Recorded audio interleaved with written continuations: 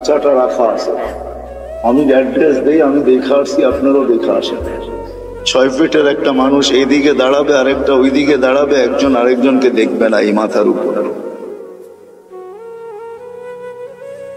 এই ঐতিহ্যগুলো দুনিয়াতে রাখা আছে, এগুলো নিদর্শন স্বরূপ। আমরাও একদিন চলে যাব, যিনি নিয়ে আসছেন উনি আমাদেরকে নিয়ে যাবে। হ্যাঁ, এটি সত্য। মালাকুল মউতকে যখন আল্লাহ মউতের জন্য নির্ধারণ করেন, তো ওনার প্রশ্ন ছিল, আল্লাহ নিয়া তো আসবো, হুকুমের অমান্য তো করা যাবে না, কিন্তু মানুষ তো আমাকে গালি বানিয়ে দেবে, সবাই বলবে লোকটার কোনো কাজই নাই, শালি বাটারা সারাদিন ঘুরতে থাকে। এই থানার ভিতর থেকে প্রতিদিন কেউ না কেউ ওঠে, ঠিক না?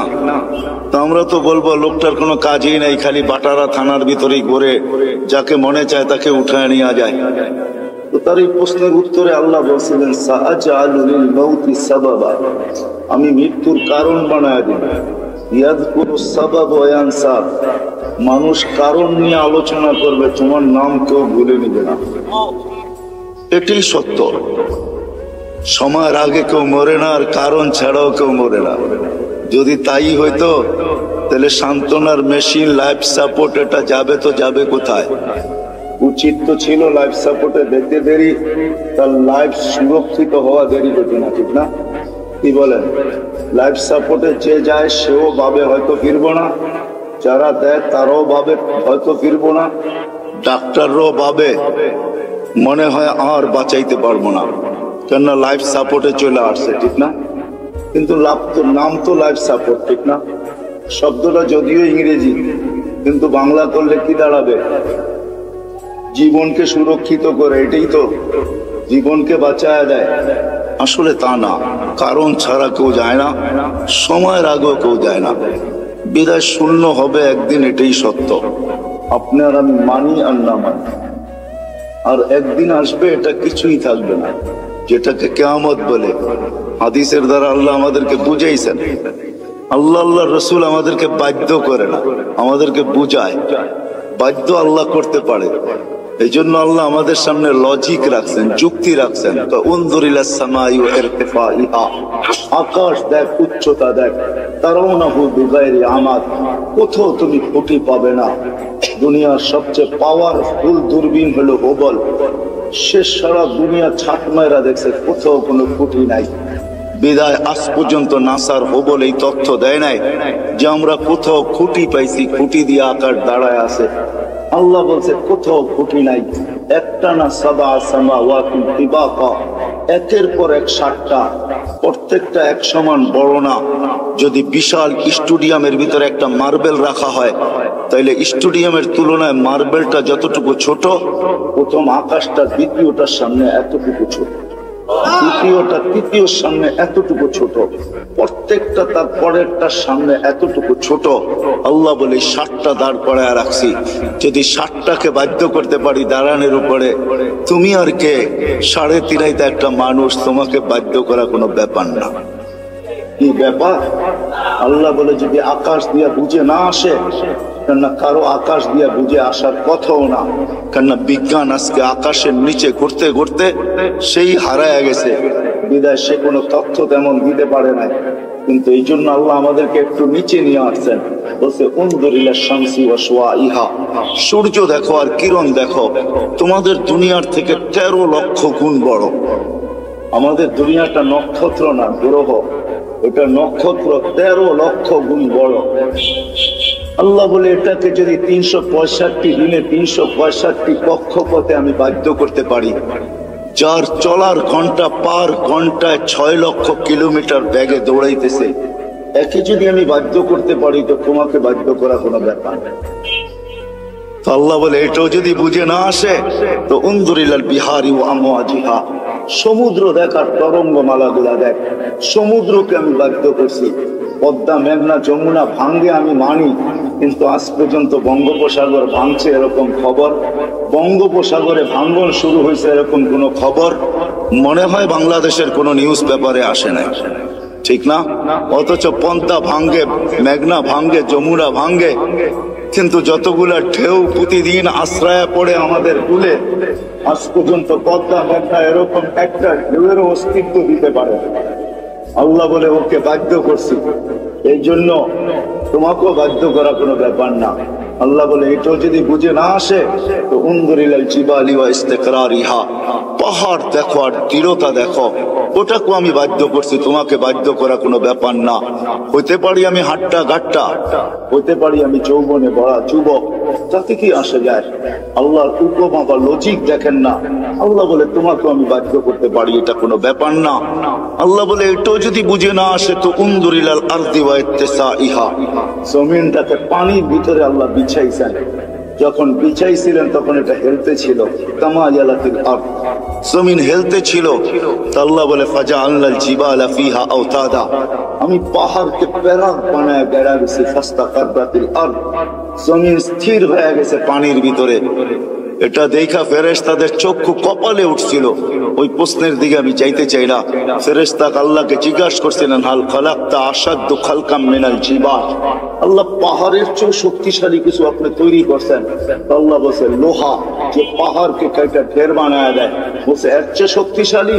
বলে আগুন, যে লোহাকে পানির মতো তরল করে দেয়, বলছে এর চেয়ে শক্তিশালী? বলে পানি, বলে এর চেয়ে শক্তিশালী? বাতাস, বলে এর চেয়ে শক্তিশালী? বলে এটা আছে যেটা আল্লাহ আমাদেরকে দিচ্ছেন আর কাউকে দেয়,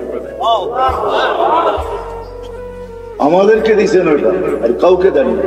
যদি আল্লাহ বলতেছে জমিনের দিকে দেখো, প্রশস্ততা দেখো, আর যদি আমাদের গ্রহের দিকে দেখেন, এই দুনিয়ার ফুটবলটার দিকে দেখেন, তো সে ৬৬,০০০ মাইল গতিতে সূর্যের পিছে দৌড়াইতেছে, ১,০০০ মাইল বেগে পার ঘন্টায় ঘুরতেছে। কিন্তু আমরা বসে আছি, বিল্ডিং ঠিক আছে, সবকিছু ঠিক আছে, কোনোটা তার জায়গার থেকে সরতেছে না, নড়তেছে না, ঠিক না? অথচ যদি ৬৬,০০০ মাইল ব্যাগে যদি সে ছুটে, সবাই উড়া যাওয়ার কথা ছিল। আল্লাহ বলে না, আমি জমিনকে বাধ্য করছি, তুমি দৌড়াও, তাতে কিছু আসে যায় না, তুমি ঘোরো, তাতে কিছু আসে যায় না, কিন্তু খবরদার আমার বন্দার গায়ে যদি বাতাস লাগলো। আল্লাহ বলে আমি বাধ্য করছি একে, এটা তোমাকেও বাধ্য করতে পারে। আল্লাহ বাধ্য করবে, নাইলে আপনি কি ভাবেন ৫ ওয়াক্ত আল্লাহ ডাকবে আর আপনি আসবেন না? ৫ ওয়াক্ত আল্লাহ ডাকবে আর আপনি আর আমি বলবো ব্যস্ত? হ্যাঁ, রোড গার্ডওয়ালাও বলে ব্যস্ত, হাট বাজার বলে ব্যস্ত, দোকান পাটওয়ালাও বলে ব্যস্ত, অফিস আদালতওয়ালাও বলে ব্যস্ত, ঘর বাড়িওয়ালাও বলে ব্যস্ত, মিল ফ্যাক্টরিওয়ালাও বলে ব্যস্ত, প্রত্যেক ব্যক্তি খেত খামারওয়ালাও বলে ব্যস্ত। প্রত্যেক ব্যক্তি যাকে জিজ্ঞাসা করবেন, আজানের ধ্বনি কানে আসে, কিন্তু সে বলে আমি ব্যস্ত, ব্যস্ত, ব্যস্ত, ব্যস্ত। আসে তো কয়জন আসে? যুবকও বলে আমি ব্যস্ত, এমনকি বৃদ্ধও বলে আমি ব্যস্ত, নারীও বলে ব্যস্ত, পুরুষও বলে ব্যস্ত, সব শ্রেণীর মানুষ বলে আমি ব্যস্ত। অথচ ডাকে কে? কোন আল্লাহ? কোন আল্লাহ ডাকে? রাগ হয় না, দুনিয়ার কোন পদস্থ মানুষ ডাকলে লঙ্গির খবর থাকে না। দুনিয়ার কোন পদস্থ মানুষের চিঠি আসলে, দাওয়াত নামা আসলে, দাওয়াতের কার্ড আসলে ১ মাস আগের থেকে জামায় মাঞ্জা দেওয়া শুরু হয়। মাঞ্জা চিনেন? আমি পুরান ঢাকায় বড় হয়েছি তো এই জন্য কিছু ঢাকায় শব্দ আসবে, কিন্তু আপনাদেরকে বুঝা নিতে হবে, বাটারার মানুষ মাঞ্জা দেওয়া শুরু করে, অথচ ডেলি ৫ বার আল্লাহ ডাকে। আল্লাহ কোন আল্লাহ? আল্লাহ নিজেই বলতেছেন, আমার আল্লাহ নিজেরই পরিচয়। কোন আল্লাহ? এই জন্য আল্লাহর থেকে যখন বিমুখ হয়, ডাকার পরেও যখন আসে না, তো আল্লাহ নিজেই বলতেছে মান আরাদা আন্নি নাদাইতুহু মিন কারিব, যে আমার থেকে বিমুখ হয়ে যায়, সবকিছু পাওয়ার পরে হারায় যায়, যুবক যৌবন পাওয়ার পরে, রূপসী রূপ পাওয়ার পরে, দোকানওয়ালা দোকান পাওয়ার পরে, হাটওয়ালা হাট পাওয়ার পরে, বাজারওয়ালা বাজার পাওয়ার পরে, অফিসওয়ালা অফিস পাওয়ার পরে, আদালতওয়ালা আদালত পাওয়ার পরে, মেইলওয়ালা মেইলে পাওয়ার পরে, ফ্যাক্টরিওয়ালা ফ্যাক্টরি পাওয়ার পরে, বাড়িওয়ালা বাড়ি পাওয়ার পরে, ঘরওয়ালা ঘর পাওয়ার পরে, সবকিছু যখন আমরা পাওয়া যাই, তখনই আসলে আমরা হারায় যাই। আর যতদিন আমরা না পাই, যান হাসপাতালে যায় দেখেন, যার মুখে কখনো আল্লাহ ফুটতো না, এখন অসুস্থতার কারণে মাঝে মাঝে আল্লাহ যে যায় তাকেই বলে একটু দোয়া করেন, আল্লাহ যেন বাঁচায় দেয়। এরকমও লোক শত শত পাবেন। আল্লাহ বলে যে পাওয়ার পরে বিমুখ হয়ে যায় না, তাই তো মিন কারিব, আমি কাছের থেকে এসে ওকে ডাকতে থাকি আর ওকে প্রশ্ন করতে থাকি, ইলা আইন, কোথায় চললি, হাল ওয়াজাত্তা আজওয়াতা মিন্নি, আমার চেয়ে বড় দাতার সন্ধান কি তোর কাছে আছে, আমা কুনতা মা আম্মাহিনা, তুই নিকৃষ্ট একটা পানির ফোঁটা ছিলি না, ফামান জাআলাকা দামা, তোকে রক্তে রূপান্তরিত করলো তো করলো কে, ওমান জাআলাকা মুদগা, তোকে রক্তপিণ্ড বানাইলো তো বানাইলো কে, ওমান জাআলাকা ইযামা, তোর কঙ্কালটা তৈরি করলো তো করলো কে, ওমান কাসা আলাইহি লাহমা, এর উপর এত সুন্দরভাবে গোস্তের আবরণ চড়াইলো তো চড়াইলো কে, বল।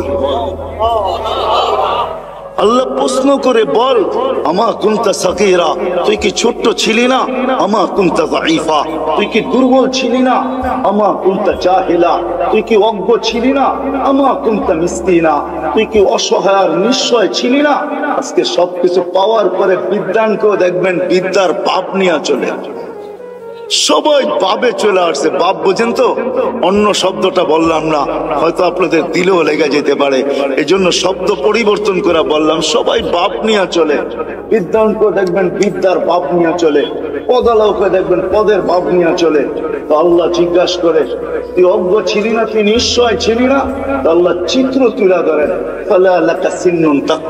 তোর তো দাঁত ছিল না এক সময়, তুই কাটবি দূরের কথা, মার পেটের থেকে যখন আসছিলি তো তোর তো দাঁত ছিল না, ওয়ালা লাকা লিসানুন তানতিক, জিহ্বা ছিল কিন্তু বাক শক্তি ছিল না, ওয়ালা লাকা উদুনুন তাসমা, কান ছিল কিন্তু শ্রবণ শক্তির কার্যকারিতা ছিল না, ওয়ালা লাকা আইনুন তানজুর, চক্ষু ছিল দৃষ্টি শক্তির কার্যকারিতা ছিল না, ওয়ালা লাকা আকলুন তুমাইয়িজ, মগজ ছিল ভালো মন্দ বুঝার মতো ক্ষমতা তোর ভিতরে ছিল না, ওয়ালা লাকা কালবুন তাতাফাক্কার, দিল ছিল একটা ছোট কিন্তু চিন্তা কি জিনিস তুমি জানতে না, ওয়ালা লাকা ইয়াদুন তাবতিশ, হাত ছিল ধরার ক্ষমতা ছিল না, ওয়ালা লাকা রিজলুন তামশি, পাও ছিল কিন্তু চলার ক্ষমতা ছিল না। তারপরে আল্লাহ প্রশ্ন করেন, আলাইসা কাযালিক, এরকম কি ছিল না? কি বলেন? হ্যাঁ হ্যাঁ, এরকম ছিল না? আল্লাহ বলে ফাকাত তাতাহাররাক, তুই নড়াচড়াই করতে পারতি আর কিচ্ছু না। তোকে এই পর্যন্ত আমি আল্লাহ পৌঁছেছি। কে পৌঁছেছে? আল্লাহ বলে কিভাবে পৌঁছাইছি এটাও দেখ। তোর অস্তিত্ব হইতে দেরি আমি তোর মার সিনার ভিতরে দুইটা পিওর দুধের ঝর্ণা জারি করতে দেরি করে, যার বিকল্প কিয়ামত পর্যন্ত কেউ পাবে না। হতে পারে দুধ বড় দামি দামি আছে, ডাব্বার দুধ বড় দামি দামি আছে, কিন্তু মার দুধের বিকল্প নেই। হ্যাঁ, আপনি যত ব্র্যান্ডের দুধ বলবেন আমাকে বুঝাইতে হবে না, রাগ হবেন না। ব্র্যান্ডের যত দামি দুধ ডাক্তার লেখক না কেন, মার দুধের কোনো বিকল্প নেই। আল্লাহ বলে হাত রাখি শীতা, শোন শোন, শুধু এখানেই শেষ না, শীতের ছোঁয়া লাগতে দেরি আমি আল্লাহ কুদরত দিয়ে গরম করতে দেরি, গরমের ছোঁয়া লাগতে দেরি আমি ঠান্ডা করতে দেরি করি নাই। এইভাবে তোর ভিতরে আমি ঢুকাইছি। শুধু এইখানেই শেষ না, চাল তুলাকা হানানা, তোর জন্য আমি সবার দিলের ভিতরে ভালোবাসার চাল বুনছি।